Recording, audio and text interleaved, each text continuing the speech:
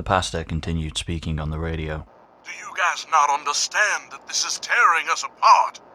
As the Messiah told us, greed is a sin.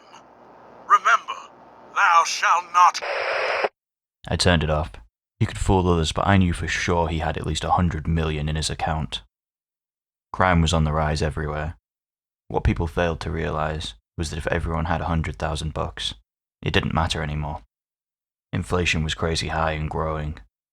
Gone were the days when a murder would get you enough to get your college degree. Dystopia was here, and we were too hopped up on adrenaline and money to even note it. I sat on what I called the roof, watching the smoke from my cigarette rise up and ascend to the heavens. Heaven. What an idea. The reality was that hell had already arrived on Earth. Anything compared to this would be preferable. I noticed a hunched figure in the distance walking towards my home. This was the first human I had seen in months. It was too far to tell its gender, and the old burlap-like cloth covering it didn't help either. There was something weird about how it walked, though. An unnatural, shuffling gait. I ran my finger over the knife taped to my thigh. Even though I hadn't used it in ages, I always kept it with me. It was a dog-eat-dog world, and you could never be too careful. I climbed down the stairs and went into the control room looking at the screen. The figure was still well hidden, and it paused as it reached close to the tower. It was a rather innocuous-looking thing, a remnant of the life long gone. It had been a telephone tower once. It probably still worked, but there was just no one left for anyone to call. It moved to the bushes and out of view, unaware of the small camera I had on the tower.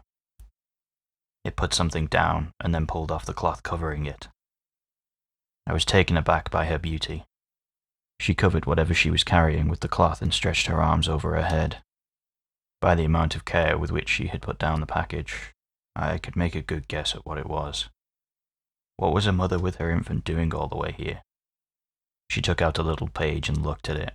Ah, so she wasn't here by accident. She was looking for it.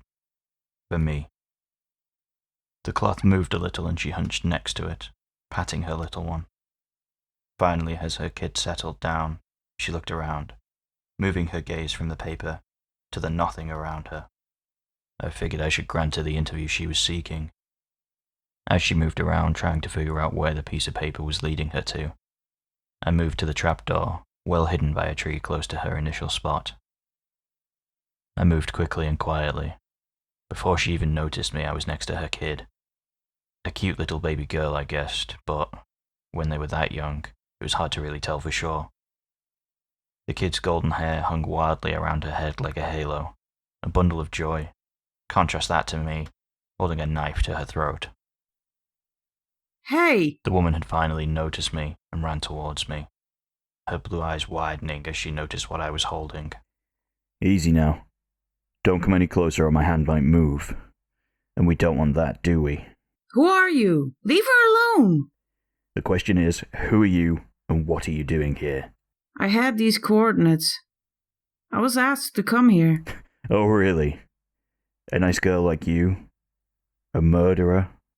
The world out there is evil. I can't have my kid grow up in a world like that.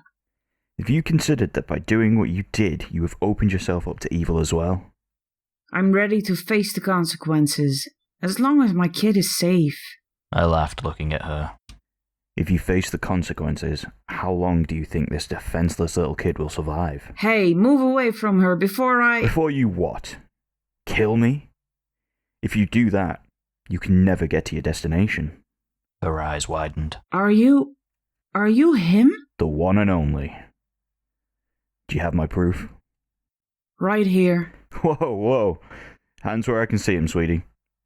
Turn around and keep your hands up. I'll take it out myself. She looked at her baby and reluctantly turned around. She knew that trusting me was the only move. I got up and moved towards her, keeping my knife in front of my face. I ran into her jacket pocket, taking out the crumpled photograph from it. An intoxicating whiff of some sort of fruity perfume reached me. I looked at it, turning my attention away from her for just a split second. She turned around quickly, pushing my knife hand away and ran towards her baby. You are quick. So, are we allowed in? Follow me. I led her to the computer and down into the compound. I went to my computer screen and compared the pictures she had to the list I had open on it. It's him. Just making sure. Not very trusting, are we? We live in a world where the government encourages you to kill your fellow citizens. Population control, they call it. To be trusting is the same as being dead nowadays.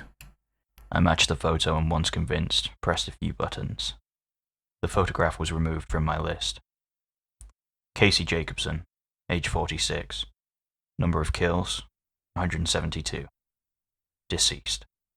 I donated the money as your posting suggested. Fill in your bank information here, please, so I can verify. Do you mind? Can you... She awkwardly handed her kid to me. How long had it been since I held a kid?